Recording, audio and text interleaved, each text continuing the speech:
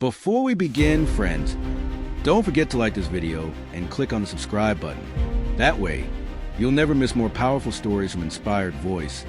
Stories that inspire, heal, and remind us of what truly matters. They say the American dream is about success, wealth, and rising above all odds. But here's the question. What if chasing that dream costs you everything you love? What if success meant not victory, but loss? In the heart of Chicago, a city that never truly sleeps, lived a man named Michael Alvarez. His parents had crossed oceans with nothing but hope in their pockets and determination in their hearts. They came to America believing in second chances, and Michael grew up watching them work endless shifts, his mother in a laundromat, his father driving taxis, just to put food on the table. Michael often promised himself, "One day, I'll make it big. I'll give my family the life they deserve." As a boy, he stayed awake long past midnight, sketching ideas on scraps of paper while his parents snored in exhaustion. In his small bedroom, lit by a flickering desk lamp, Michael dreamed of more, a life where money wasn't counted coin by coin. Years later, after college, Michael refused a safe route. Instead, he gambled everything on an idea, a small tech company focused on developing affordable software for small businesses. The beginning was brutal. His office was a damp garage, his desk was an old wooden table, and his only employee was himself. Nights blurred into mornings. Coffee replaced sleep. Rejections from investors piled higher than his bills. But then a spark. A local cafe used his software to track inventory. Word spread. Soon, other shops signed on. What started as a dream in a garage was suddenly a growing company. Investors finally called back. Checks rolled in. Michael could hardly believe it. He was signing contracts worth more than his father's lifetime earnings. His story became the American dream in motion. The immigrant son who made it big with his new wealth. He bought a gleaming house in the suburbs with a yard so green it looked like it had been painted. He surprised his wife, Anna, with a brand new car. His children finally had everything he didn't. Private schools, summer camps, trips to Disney World. For a moment, it felt perfect. Michael told himself, "I did it. I finally made it." But success has a price tag no one warns you about. As the company grew, so did the demands. Michael was on the phone during family dinners, checking emails during his daughter's piano recitals, and flying to meetings while his son played soccer championships without him. Anna tried to be patient. She often said, "Michael, the kids need you more than your company does." He would kiss her on the cheek and promise, "Just one more deal, one more quarter, and then I'll slow down." But that day never came. The house that was once filled with laughter now echoed with silence. Meals went cold on the table. His children stopped asking, "When will Daddy be home?" because they already knew the answer. And then came the breaking point.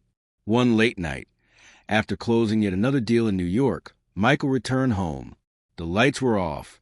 The rooms were empty. On the kitchen counter lay a single envelope, written in Anna's familiar handwriting. It read, "Michael, we love you, but we don't know you anymore. We've waited, we've begged, but you chose the world over us. The kids deserve a father who's present. I deserve a husband who's here.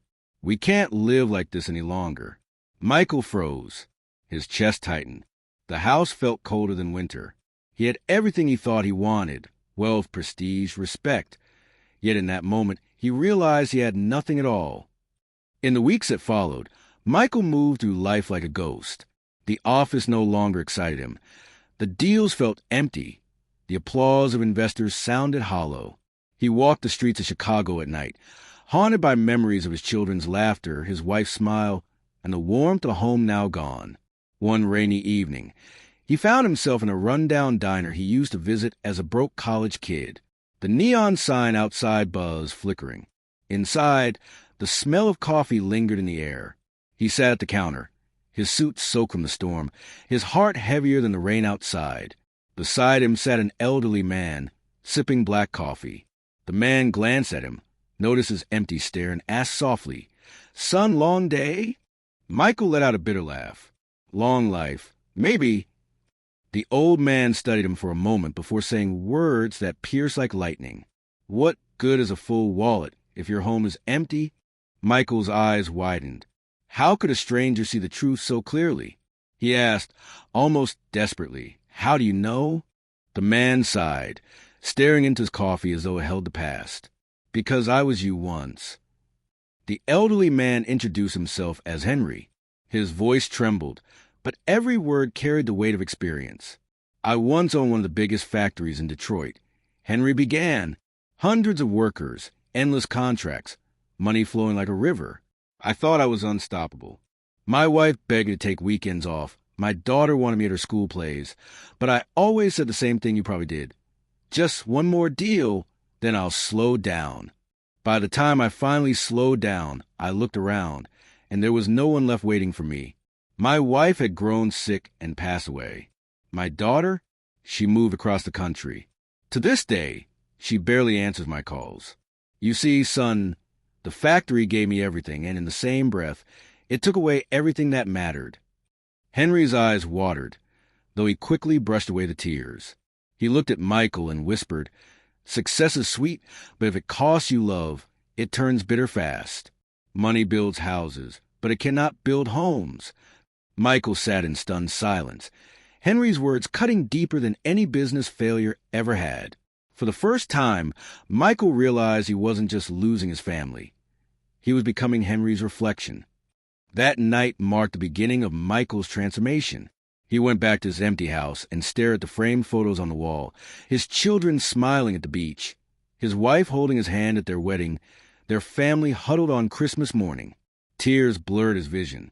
The next day, instead of heading to the office, Michael drove to Anna's sister's house, where he knew she had gone with the kids.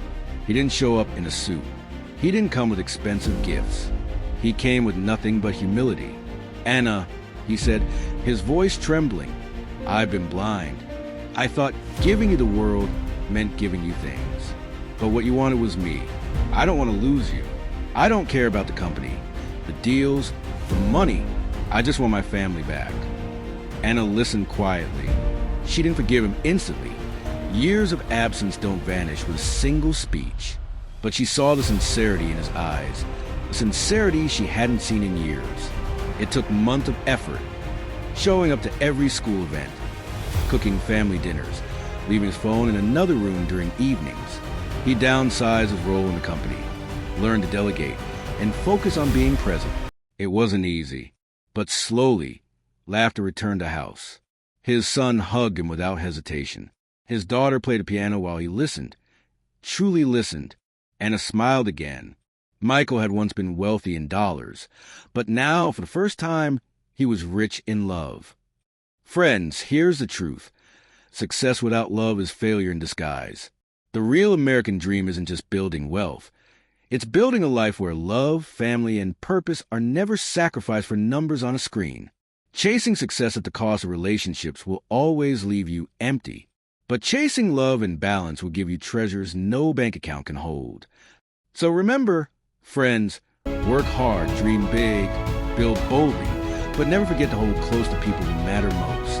Because one day, the world may forget your title, your income, your company, but your family will never forget the moments you shared with them. Success is sweetest when it's shared with love. If this story touched your heart, don't forget to like this video and subscribe to Inspired Voice. Stay tuned for more powerful stories that will move, inspire, and remind you of what truly matters.